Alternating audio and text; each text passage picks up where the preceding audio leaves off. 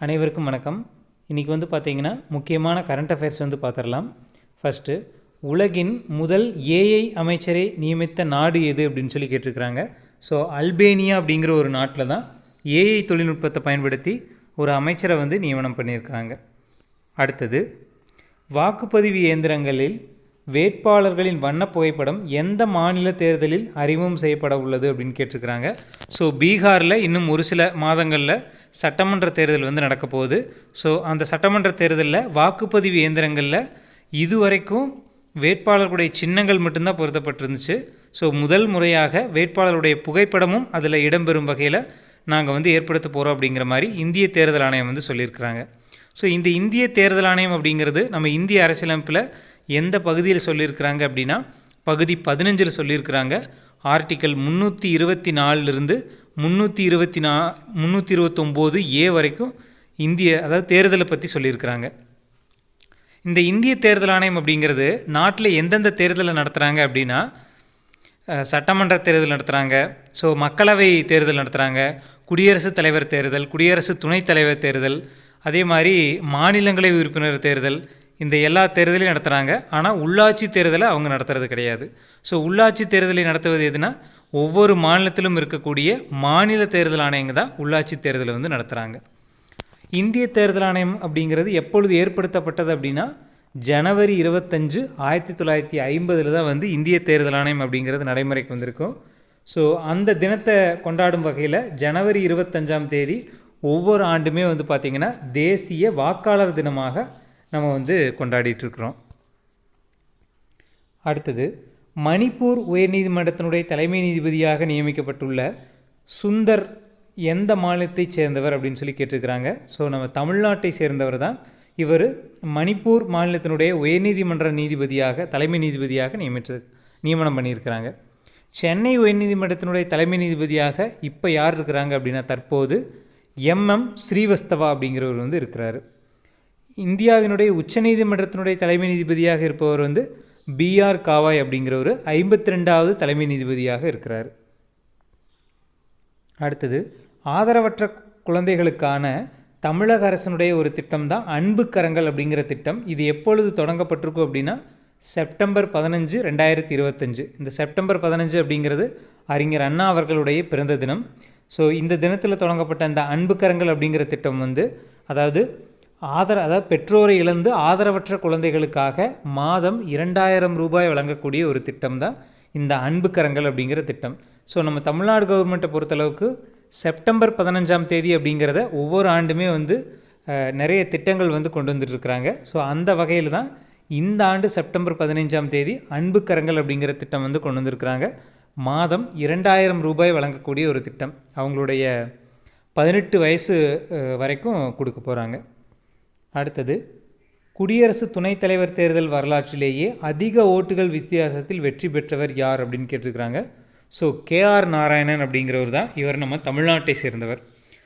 சமீபத்தில் நடந்த துணை குடியரசுத் தலைவர் தேர்தலில் தமிழ்நாட்டிலேருந்து CP ராதாகிருஷ்ணன் அப்படிங்கிறவர் வெற்றி பெற்று பதவியேற்றிருக்கிறார்.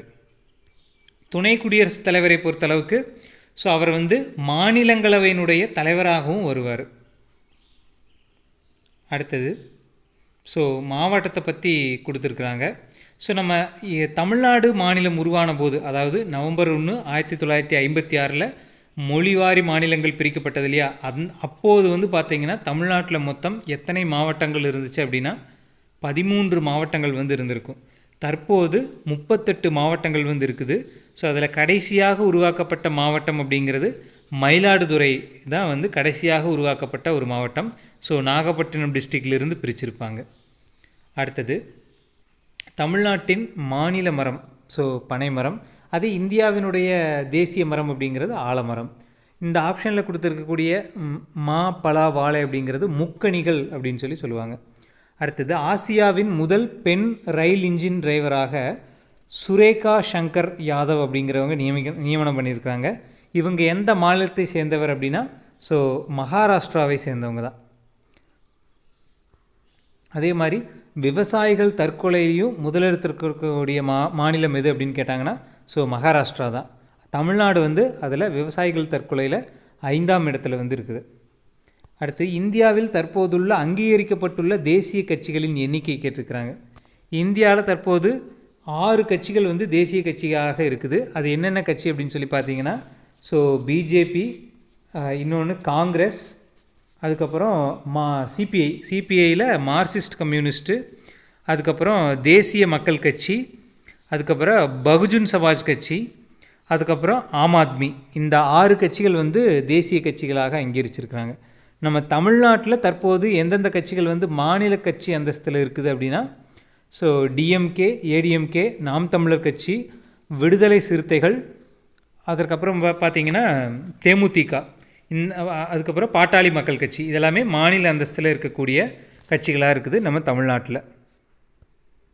அடுத்தது, நம்ம இந்தியாவில் சூரிய உதயம் முதலில் தோன்றும் மாநிலம் எது அப்படின்னு சொல்லி பார்த்தீங்கன்னா, ஸோ அருணாச்சல பிரதேசம் தான். ஸோ நம்ம கிழக்கில் இருக்கக்கூடிய மாநிலம். ஸோ மேற்கில் பார்த்திங்கன்னா குஜராத்து. ஸோ இது ரெண்டுக்கான தூரம் அப்படின்னு சொல்லி பார்த்திங்கன்னா 2933 கிலோமீட்டர். அதே மாதிரி இந்தியாவினுடைய வடக்கு தெற்கு எல்லை அப்படிங்கிறது காஷ்மீர் டு கன்னியாகுமரி 3214 கிலோமீட்டர் இது. அடுத்தது, தாதா சாஹேப் பால்கே விருது பெற்ற முதல் மலையாள நடிகர் யார் அப்படின்னு கேட்டிருக்கிறாங்க. ஸோ அடூர் கோபாலகிருஷ்ணன் அப்படிங்கிறவர் தான் இந்த தாதா சாஹேப் பால்கே விருது பெற்ற முதல் மலையாள நடிகராக இருக்கிறாரு. தற்போது வந்து பார்த்திங்கன்னா மோகன்லால் அவர்களுக்கு இந்த தாதா சாஹேப் பால்கே விருது வந்து வழங்கப்பட்டிருக்குது. ஸோ சினிமா துறையிலேயே வந்து வாழ்நாள் சாதனையாளர் விருது அப்படிங்கிறது இந்த தாதா சாஹேப் பால்கே விருது தான். சமீபத்தில் மோகன்லால் அவர்கள் வந்து கொடுத்துருக்குறாங்க. நம்ம தமிழ்நாட்டில் யார் யார் வாங்கியிருக்கிறாங்க அப்படின்னா, சிவாஜி கணேசன் அவர்கள் வாங்கியிருக்கிறாங்க, அதே மாதிரி பாலச்சந்தர் அவர்கள் வந்து வாங்கியிருக்கிறாரு, அதே மாதிரி ரஜினிகாந்த் அவர்கள் வந்து வாங்கியிருக்கிறாங்க.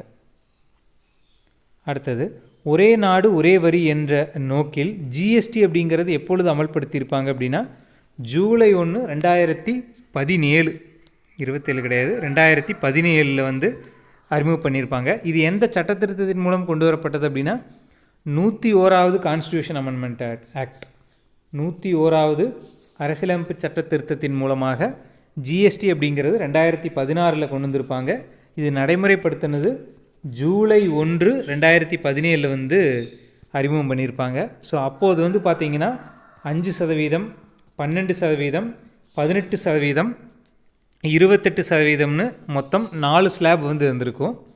இப்போ அதை வந்து 2ஆக குறைச்சிருக்கிறாங்க. என்னது மாற்றிருக்கிறாங்க அப்படின்னா, 5%, 18%, இந்த 2 வரி தான் வந்து தற்போது வந்து நடைமுறையில் இருக்குது. 12ஐயும் 28ஐயும் வந்து கேன்சல் பண்ணிட்டாங்க. இந்த சீர்திருத்தம் அப்படிங்கிறது எப்பொழுது நடைமுறைக்கு வந்துச்சு அப்படின்னா, செப்டம்பர் 22, 2025. ஸோ இந்த டேட்லேருந்து இந்த புதிய ஜிஎஸ்டி வரி அப்படிங்கிறது, சீர்திருத்தம் அப்படிங்கிறது நடைமுறைப்படுத்தியிருக்கிறாங்க. 56வது ஜிஎஸ்டி கவுன்சில் கூட்டத்தில் தான் வந்து இந்த முடிவு வந்து எடுக்கப்பட்டது. அடுத்தது, தமிழகத்திலிருந்து தாதா சாஹேப் பால்கே விருது பெறாதவர் யார் அப்படின்னு கேட்டிருக்கிறாங்க. நம்ம மேலேயே பார்த்தோம், விருது பெற்றவர் யாருன்னா ரஜினிகாந்த் அவர்கள், சிவாஜி கணேசன், பாலச்சந்தர், இவங்க வாங்க. கமல்ஹாசன் அவர்கள் வந்து வாங்கலை. ஸோ இவர் வந்து பத்மஸ்ரீ விருது வந்து வாங்கியிருக்கிறார் கமல்ஹாசன் அவர்கள். அடுத்தது, உலக மூங்கில் தினம் என்னைக்கு அப்படின்னா, செப்டம்பர் 18 தான் உலக மூங்கில் தினம். அதே மாதிரி செப்டம்பர் 15 வந்து பார்த்திங்கன்னா மக்களாட்சி தினம். செப்டம்பர் 15 மக்களாட்சி தினம் வந்து கொண்டாடப்பட்டு வருது. அடுத்தது, வேலுநாச்சியார் அவர்களுடைய சிலை எங்கு சமீபத்தில் திறக்கப்பட்டது அப்படின்னா, சென்னையில் வந்து திறந்து வச்சுருப்பாங்க. ஸோ வேலுநாச்சியார் அவர்களை பற்றி தெரியும். ஸோ ஆங்கிலேயரை எதிர்த்து ஆயுதம் ஏந்தி போராடிய முதல் பெண்மணியாக பார்க்கப்படுறாங்க இந்த வேலுநாச்சியார் அவர்கள். இவங்களுடைய காலம் வந்து 1730 1796 வரைக்கும் இவருடைய காலம். அடுத்தது, நாடாளுமன்ற உறுப்பினர்களுக்கு தற்போது வழங்கக்கூடிய தொகுதி மேம்பாட்டு நிதி அப்படிங்கிறது 5 கோடி. நம்ம தமிழ்நாட்டில் 39 எம்பிக்கள் இருக்கிறாங்க இல்லையா, அவங்களுக்குமே ஒவ்வொரு எம்பிக்குமே வந்து 5 கோடி வந்து பார்த்திங்கன்னா தொகுதி மேம்பாட்டு நிதி அப்படிங்கிறது ஒதுக்கப்பட்டு வருது. ஸோ அதை வந்து இப்போ உயர்த்தணும் அப்படிங்கிற மாதிரி ஒரு கோரிக்கையும் வந்து வந்திருக்கு. அடுத்தது, சாக்ஷி போர்ட்டல் அப்படிங்கிறது எதோடு தொடர்புடையது அப்படின்னு கேட்டிருக்கிறாங்க. எம்பிஎஸ். அடுத்தது, ஓசோனை கண்டுபிடித்தவர் வந்து சிஎஃப் ஸ்கோண்டான் அப்படிங்கிறவர் தான் கண்டுபிடிச்சிருப்பார். அதே மாதிரி மகளிர் சுய உதவிக்குழுக்களுக்கு இந்த குழுவில் இருக்கக்கூடிய பெண்களுக்கு அடையாள அட்டை வழங்கிய முதல் இந்திய மாநிலம் அப்படிங்கிறது நம்ம தமிழ்நாடு தான். மகளிர் சுய உதவிக்குழுக்கள் இருக்கிறாங்க இல்லையா, ஸோ அதில் உறுப்பினராக இருக்கக்கூடிய பெண்களுக்கு அடையாள அட்டை வழங்கிய முதல் மாநிலம் நம்ம தமிழ்நாடு தான். இந்தியாவிலேயே முதல் முறையாக அனைத்து பொது போக்குவரத்தையும் இணைக்கும் வகையில் இந்த சென்னை ஒன் அப்படிங்கிற ஒரு செயலியை தமிழ்நாட்டில் கொண்டு வந்திருக்கிறாங்க. சமீபத்தில் சென்னையில் நம்ம முதல்வர் அவர்கள் தொடங்கி வச்சுருப்பார் சென்னை ஒன் அப்படிங்கிற செயலி.